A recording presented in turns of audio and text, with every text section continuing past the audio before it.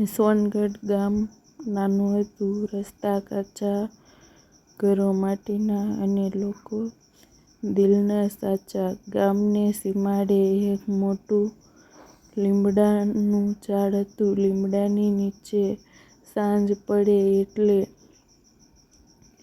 પવન ધીમે ધીમે ગીતો ગાતો, જાણે કોઈ જૂની કહાની ફરી ફરી કહેતો હોય. એ લીમડાની છાયામાં ઘણીવાર બેઠો રહેતો વિજય. ખેતરમાં કામ કરતો, ઓછી વાતો કરતો, પણ આંખોમાં ઘણું કહી જતો. ગામના બધા જાણતા, વિજય મહેનતી છે, સીધો છે અને દિલથી ખૂબ નાજુક છે. એ રસ્તે રોજ સવારે પાણી ભરવા જતી કિરણ, માટલા માથે પગમાં પાયલ અને ચહેરા પર શાંતિ. કિરણ હસે તો જાણે આખું ગામ થોડી ક્ષણ માટે અટકી જાય. શબ્દો વગરનો પ્રેમ. વિજય અને કિરણ વચ્ચે કદી ખુલ્લી વાત થઈ નહીં. પણ વિજય લીમડાની ડાળી કાપી નાખે, જેથી કિરણને છાંયો મળે. કિરણ પાણી ભરતી વખતે વધારે સમય લે, જેથી થોડીવાર નજર મળી જાય.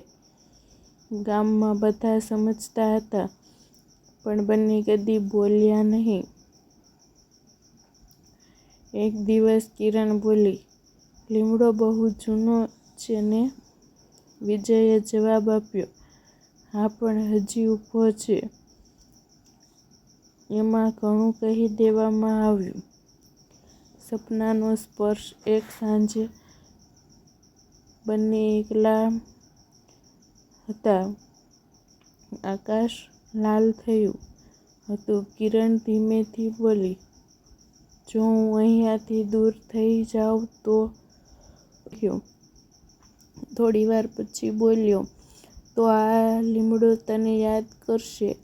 કિરણની આંખમાં ભેજ આવ્યો. એ સમજાઈ ગયું, વિજય એને રોકશે નહીં, પણ રાહ જોશે. તૂટતો સમય. થોડા દિવસોમાં ગામમાં વાત ફેલાઈ. કિરણના લગ્ન શહેરના છોકરા સાથે નક્કી થયા. વિજયે કંઈ કહ્યું નહીં. ખેતરમાં વધારે કામ કર્યું. લીમડાની નીચે જવાનું બંધ કરી દીધું. લગ્નના એક દિવસ પહેલા કિરણ લીમડા પાસે આવી. વિજય ત્યાં નહોતો. એણે જમીન પર લાકડીથી લખ્યું, "હું રોકાઈશ નહીં." છેલ્લી મુલાકાત લગ્નના દિવસે સવારે. કિરણના ઘરની બહાર ઊભો રહ્યો. દૂરથી કિરણ દુલ્હન બનીને નીકળી. નજર મળી. કોઈ રડ્યું નહીં, કોઈ બોલ્યું નહીં.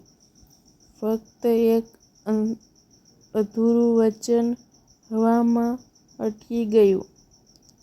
વર્ષો પછી સમય વહી ગયો. કિરણ શહેરમાં સેટલ થઈ ગઈ. વિજય ગામમાં જ રહ્યો. હજી પણ ખેતર, હજી પણ લીમડો. લીમડા હવે બહુ જૂનો થઈ ગયો છે.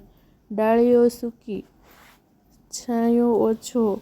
ક્યારેક ગામના બાળકો પૂછે, "કાકા, આ લીમડો કેમ સાચવો છો?" વિજય હળવેથી હસે છે અને કહે છે,